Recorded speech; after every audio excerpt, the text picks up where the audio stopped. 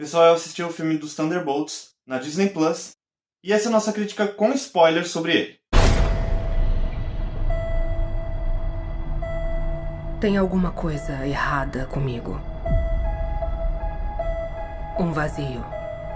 Eu ando à deriva. E eu não tenho um propósito. Achei que me lançar de vez no trabalho fosse a resposta.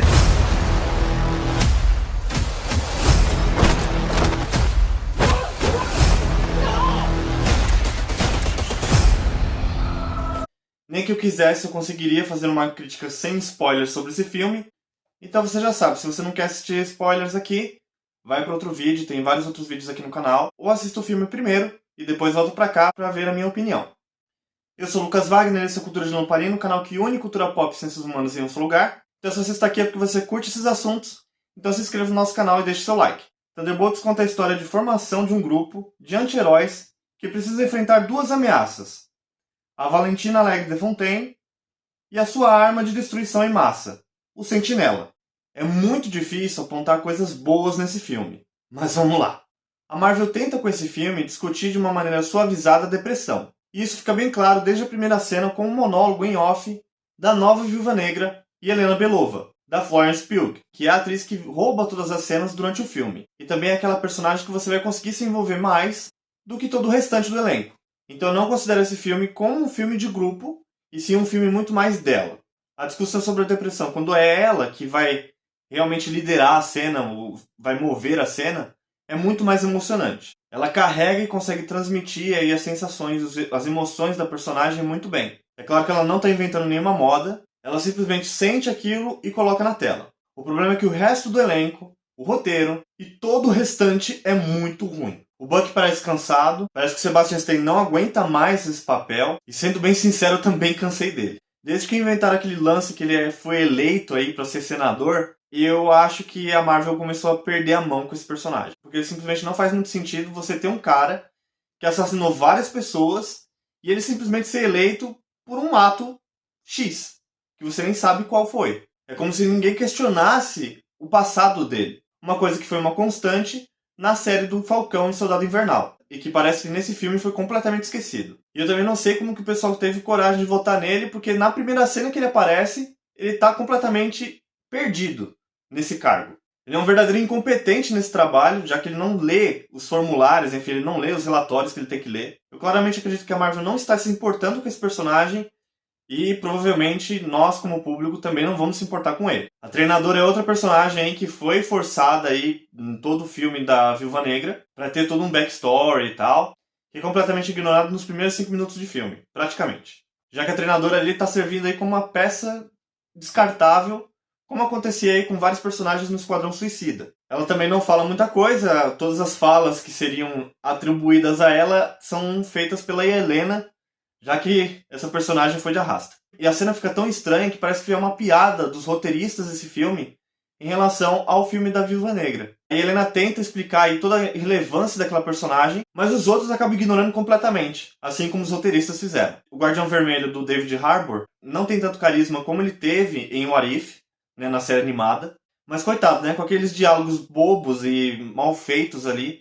fica realmente muito difícil. Os únicos momentos bons dele são ao lado da Helena, porque a Helena, claro, ela vai mexer muito mais com todos os outros personagens, porque, de novo, o filme é sobre ela e não sobre o restante do grupo. Mas toda a discussão em relação ao sumiço dele é resolvida tão rápido que você nem sente direito. O que te faz achar que a Helena é só uma mimada mesmo, porque ela poderia ter ido atrás dele ou atrás da mãe dela. E a foto da menina Vostokov, da Rachel Weisz, é muito forte, porque se ela estivesse no filme ia ser aí um ponto aí focal de embate aí entre os três personagens. Enfim, essa cena ficaria muito mais intensa e faria muito mais sentido. A relação da Helena com o Bob também é muito forçada, eu achei, porque ele tem um problema de ser o personagem estreante, e forçar uma conexão entre ele e ela é bem esquisito.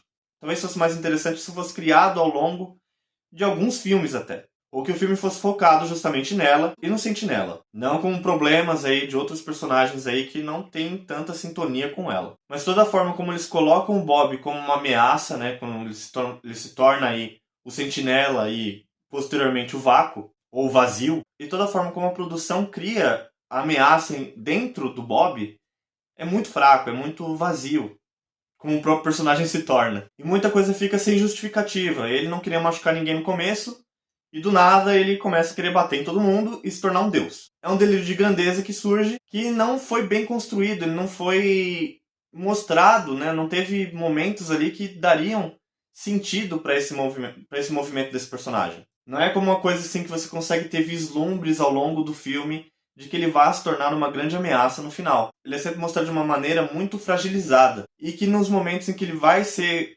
dominado ali, são cenas que são entrecortadas com outras coisas.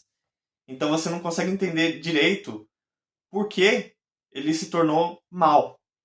Naquele momento, lógico. O Agente Americano e a Fantasma são outros personagens aí também que estão totalmente deslocados no grupo. Você tem aí uma pequena menção a uma história de origem ali do Agente Americano, não é bem uma história de origem, mas sim as consequências da série do Falcão e Soldado Invernal, que ajudam, de certa forma, ele a ganhar uma camadinha a mais em relação ao Fantasma. Porque a Fantasma nem isso ela tem. A união entre todos eles é criada de uma maneira muito artificial, é muito parecido com o que acontece com o Esquadrão Suicida 1 e 2, com eles acabando se aliando ali contra a pessoa que quer matar eles. É basicamente isso. E a cena pós-créditos desse filme, para fazer a conexão com o Quarteto Fantástico, também é completamente deslocada, como todo o restante. Ela só serve realmente para criar aí uma falsa sensação de que existe uma saga se construindo, que já vem meio capenga aí de vários outros filmes muito falhos. E por fim aí, conta sobre uma certa rixa entre o grupo dos Thunderbolts, que se tornaram realmente os Novos Vingadores, com a possibilidade do Sam Wilson usar esse mesmo nome. E seria uma rixa aí entre nomes, enfim, uma rixa de marca.